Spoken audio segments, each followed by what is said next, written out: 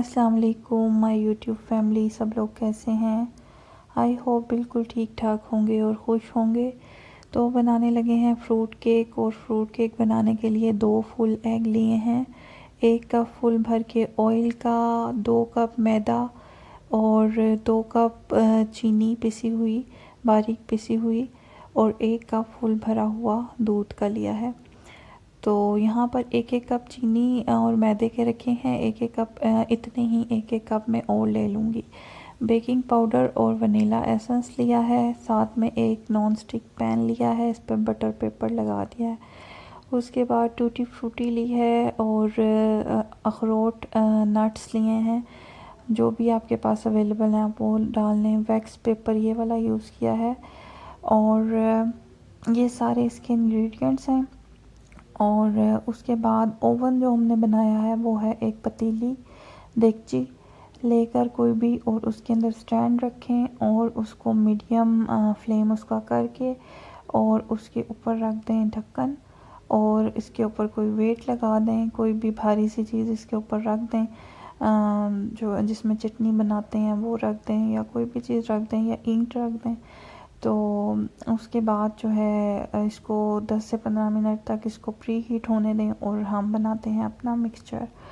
तो मिक्सचर की तैयारी यहाँ पे होने लगी है। ये सारे इंग्रेडिएंट्स आपके पास रखे हैं सामने, तो देख लीजिए। जो कप एक चीज़ का लिया है मैंने, वही दूसरी चीज़ का लिया, मतलब एक जैसे कप्स आपने मेजरिंग के लिए नापने, ये बहुत इम्पोर्टेंट स्टेप है।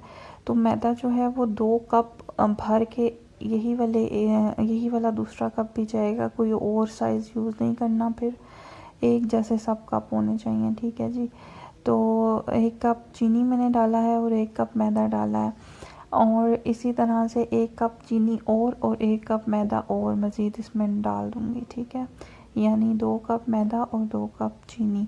चीनी उतनी ही लेनी है जितना मैदा होगा, अगर कम लेंगे तो फिर मिठास कम हो जाएगी, अगर आप मीठा कम खाते हैं तो फिर बेशक आप 1.5 कप ले लें या 1 कप ले लें। तो बेकिंग पाउडर जो है वो पूरा खाने वाला चम्मच जो होता है ना, उसको भर के डालिएगा। पूरा खाने वाला चम्मच भर के एक बेकिंग पाउडर का इसके अंदर मैंने डाल दिया, और मैदा 1 और कप इसमें डालने लगी हूँ। बेकिंग पाउडर डालने के बाद इसके अंदर मैं 1 कप मैदा जो रिमेनिंग रह गया था वो भी डाल दूँगी। तो आप लोगों ने इस तरीके से अंदाज़ा रखना है कि मैदे के 2 कप हैं तो ऑयल 1 कप होगा, ठीक है, मतलब हाफ़ ऑयल होगा, और दूध भी हाफ़ होगा 1 कप। तो इस तरीके से आपने मेजरमेंट्स करनी है। कप्स आप कोई से भी ले लें, आप क्वांटिटी बढ़ाना चाहते हैं तो आप देख लीजिएगा कि इसका कितना केक बनेगा। तो आप लोग अगर क्वांटिटी बढ़ाना चाहते हैं तो आप लोग मेजरमेंट्स इसकी डबल कर लें, 4 कप मैदा कर लें, 2 कप ऑयल कर लें, 2 कप दूध कर लें। इस तरीके से आप लोग मेजरमेंट्स कर सकते हैं। और मेजरमेंट स्केल और मेजरमेंट कप्स के बगैर मैं आपको केक बनाना सिखा रही हूँ। तो इस तरीके से आप लोग जहन में रखिएगा कि कप्स जोन से भी यूज़ करें वो एक ही साइज़ के होने चाहिए सारी चीज़ों के लिए। तो यहाँ पर सारा जो मटेरियल है इसको मिक्स कर लें अच्छे तरीके से। उसके बाद ध्यान रखिएगा जब आप इसमें अंडा डालेंगे तो अंडा जो है वो रूम टेम्परेचर पे होना चाहिए, फ्रिज से निकाल कर अंडा यूज़ ना करें। उसके बाद इसमें दूध और ऑयल सब कुछ साथ ही मैंने डाल दिया, और डालने के बाद इसको रहने नहीं देना है, बस साथ साथ इसको घुमाते जाना है, फेंटते जाना है, ताकि इसमें गुठली ना बने। उसके बाद इसको फेंटते जाएं। अगर आप लोगों के पास बीटर नहीं है तो बीटर की कोई परेशानी नहीं है, आपने चम्मच से ही इसको अच्छी तरह से मिक्स कर लेना। अगर आप लोगों के पास बीटर है तो जिसे दही फेंटते हैं, नॉर्मल मैनुअल सा बीटर होता है, उससे भी आप बीट कर सकते हैं। मेरे पास हैंड बीटर है तो मैं उससे इसको बीट कर लूँगी। अगर आप लोगों के पास कोई भी बीटर नहीं है तो आप इसको 3 से 4 मिनट चम्मच से ही बीट कर लें इस तरीके से।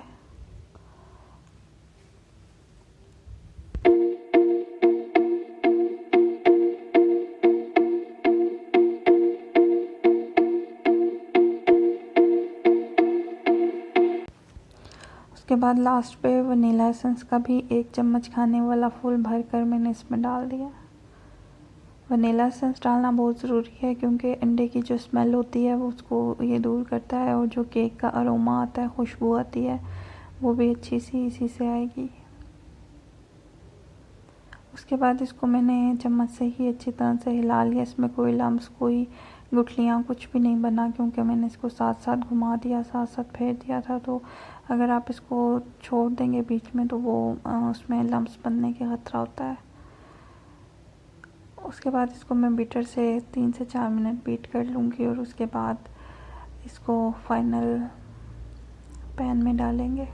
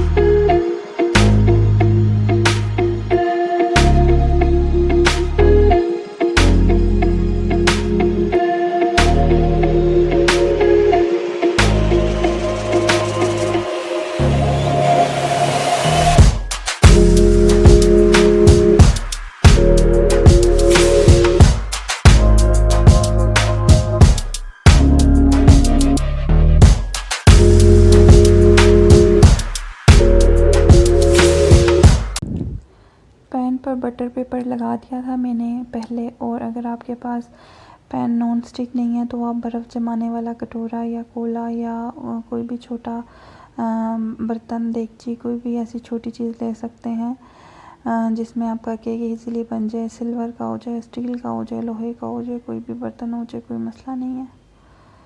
तो बस ये ध्यान रखिएगा कि उसको पहले से बटर पेपर लगा लीजिएगा और साइडों को उसकी ऑयल से ग्रीस कर दीजिएगा ताकि केक चिपके नहीं।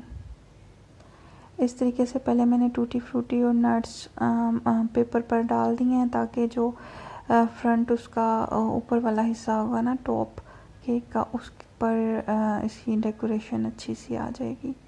उसके बाद देख लीजिए इस तरह का मटेरियल आपका तैयार होना चाहिए। इतना थिक अगर होगा तो केक इंशाल्लाह ऐसा ही बनेगा जैसा आपको वीडियो में नज़र आएगा। सारा मटेरियल इसमें डाल दें। पूरा जो सांचा है वो भर गया। हार्ट शेप का ये सांचा लिया था मैंने। आप लोगों के पास जो भी है वही आप यूज़ कर लें। सारा मटेरियल इसमें डालने के बाद जो बाकी की टूटी फ्रूटी और नट्स बचे थे मैं वो इसके ऊपर लगा दूँगी।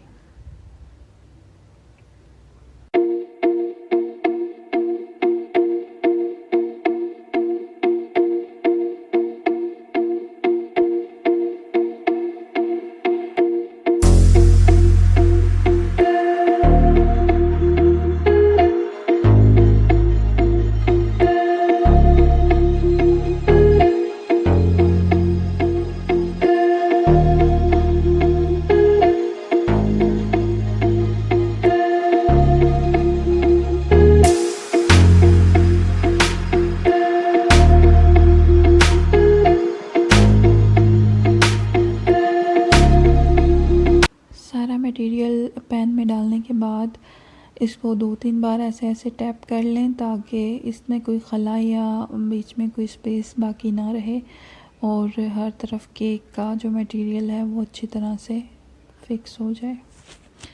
उसके बाद मैंने हस्बैंड के बाइक वाले ग्लव्स यूज़ किए हैं। तो आप लोगों के पास अगर बेकिंग ग्लव्स नहीं है तो आप भी इस तरह से कोई भी बाइक वाले ग्लव्स यूज़ कर सकते हैं।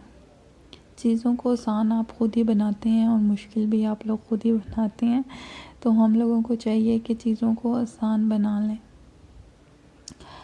यहाँ पर मैंने वेट इस पर रख दिया था और फ्लेम बिल्कुल मीडियम है और इसमें मैं इसको बहुत ध्यान से रखेंगे क्योंकि इस पर बहुत ज़्यादा हीट होती है तो हाथ आपका जल सकता है, इसलिए ग्लव्स का इस्तेमाल लाजमी कीजिएगा।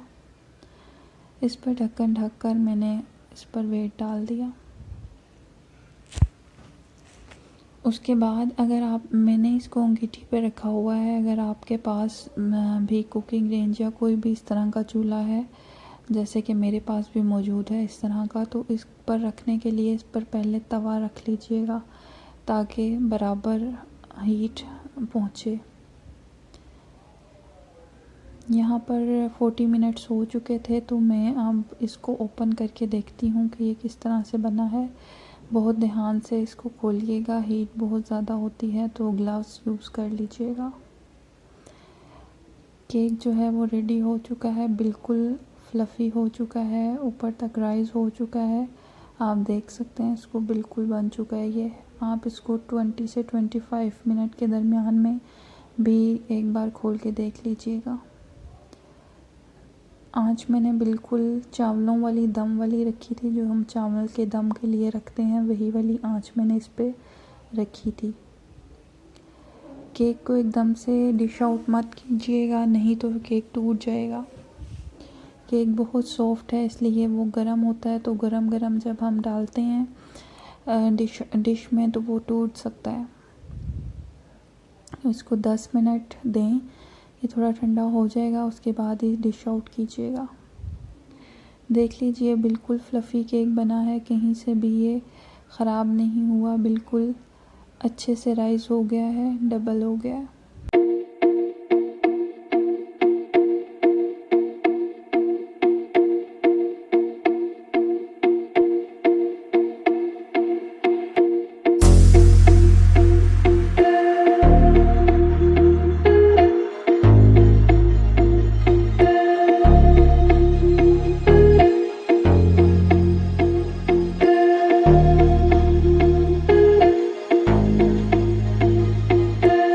डिश आउट मैंने कर लिया है, ये इजीली निकल गया है।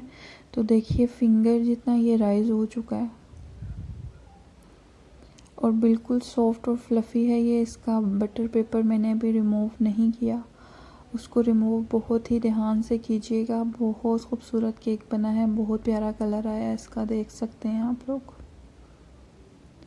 इसका बटर पेपर बहुत ध्यान से रिमूव कीजिएगा क्योंकि ये बहुत सॉफ्ट होता है और ये बटर पेपर के साथ टूट भी सकता है। इसको बहुत आहिस्ता आहिस्ता से रिमूव कर लिया मैंने। तो ये इतना सॉफ्ट है कि ये बटर पेपर के साथ भी टूट रहा था। आप लोगों के पास अगर फ्रूट केक वाला सांचा है तो वेल एंड गुड, अगर नहीं है तो आप लोग किसी भी सांचे में, किसी भी बर्तन में इसको बना लें। अगर आप घर के लिए बना रहे हैं तो कोई इशू नहीं है, शेप कोई भी हो, लेकिन टेक्सचर और टेस्ट अच्छा होना चाहिए। देख सकते हैं आप, इसका टेक्सचर और इसका टेस्ट तो वाकई बहुत अच्छा था।